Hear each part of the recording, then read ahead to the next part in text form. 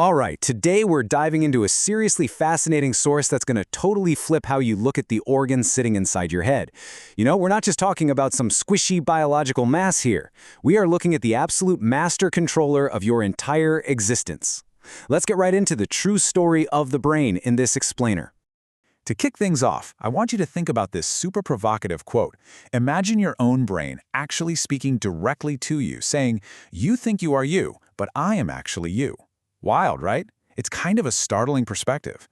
But think about it. Every preference you have, every little reaction, all those tiny quirks that make up your unique personality, they are entirely orchestrated by this master controller. Section 1. Meet your supercomputer. The biological specs of your true self. So picture this, a 3-pound, sticky, kind of mushroom-looking tissue, mostly white and gray. Honestly, it doesn't look like much, but packed effortlessly into a tiny 7-inch human skull is a truly staggering number, 30 billion. Yep, that's 30 billion neurons. These are the primary processing and computing units of a biological marvel that literally leaves the most advanced man-made supercomputers in the dust. And get this, that supercomputer needs a massive support crew. On one side, you've got those 30 billion neurons, but look at the other side, the glial cells. The brain actually has 5 to 10 times more glial cells than neurons. You're looking at anywhere from 150 to 300 billion of these little support cells just working constantly to protect and nourish the whole system. It just completely highlights the mind-boggling scale of the hardware we're carrying around. Section 2. The Master of Senses. How you really experience the world. Okay, we really need to bust a common myth here. We all kind of assume our eyes do the seeing, our ears do the hearing, right? Well, from the brain's perspective, that is totally backwards. Step 1. Your sensory organs, like your eyes, your ears, your tongue, they're really just acting as raw data collectors. Think of them like biological antennas. Step 2. That raw information shoots straight up to the brain. And finally, Step 3. The brain is what actually perceives and acts. The brain itself is doing the real seeing, tasting, and feeling by decoding millions of bits of data in real time. So the brain takes all those external signals and basically translates them into your thoughts, your likes, your dislikes, your entire personality. Tying right back to that crazy quote from the beginning, everything from the mood you're in right now to your absolute most brilliant creative ideas, it's all just the brain seamlessly blending these collected observations together. Section 3. Your body's autopilot. The invisible guardian that never sleeps. We usually only think about our brain when we're trying hard to concentrate on something, but it's constantly acting as a tireless guardian, even when you are dead asleep. While you're snoring away, it is busy monitoring the room temperature and checking how soft your bed is. Have you ever noticed how you toss and turn at night? That's actually your brain commanding you to move because it noticed a body part going numb, just to keep the blood flowing. It'll even direct your hand to swat a mosquito without you ever waking up. And think about when you're awake and slip on a shiny floor. Your brain rapidly corrects your balance, throws your hands out to catch you, and permanently records that slip so you instinctively walk way more carefully next time. And this emergency autopilot, it is absolutely critical for our survival. The brain can independently sense internal danger. Let's say you're out for a hard run. Your brain's internal sensors will actually detect rising carbon dioxide levels in your blood.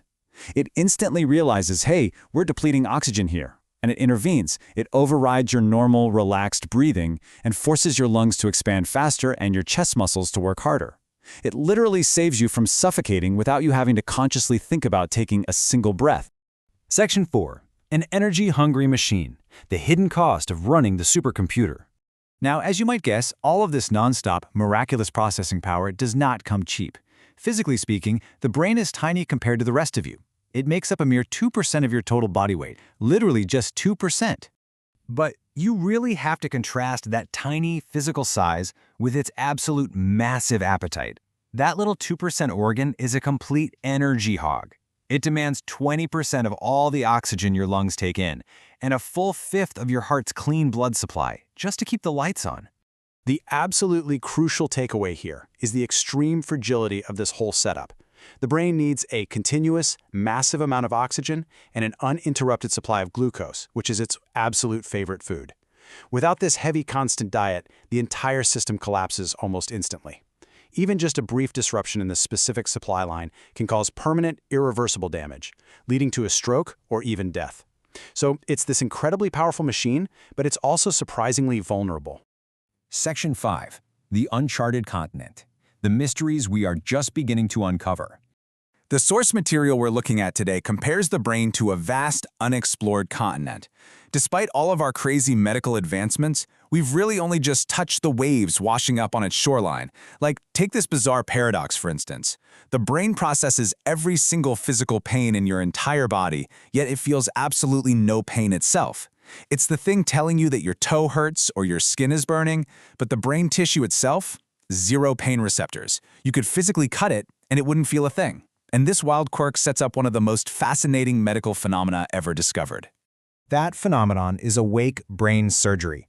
Because the brain literally cannot feel pain, surgeons can actually perform complex, deep brain procedures without putting the patient under general anesthesia.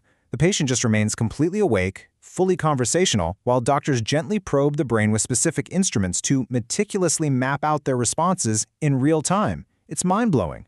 And the results of that precise probing are just staggering. When surgeons touch a specific microscopic spot on the awake brain, it can trigger these incredibly vivid memories. We're talking about one patient who suddenly remembered their first-grade teacher in perfect, lifelike detail. Another patient heard the exact sound of a train whistle passing by their childhood village from 40 years ago. Another heard the distinct, real-time chirping of birds. It completely illustrates that every single experience you've ever had is perfectly recorded and locked away in this biological vault. Science truly has only touched the waves on the shore. When you really stop and consider that tapping a tiny cluster of cells can perfectly play back a 40-year-old sound, like a beautifully preserved audio recording, it forces you to wonder, right? What other treasures remain hidden in the depths of your mind? What else is this master controller truly capable of?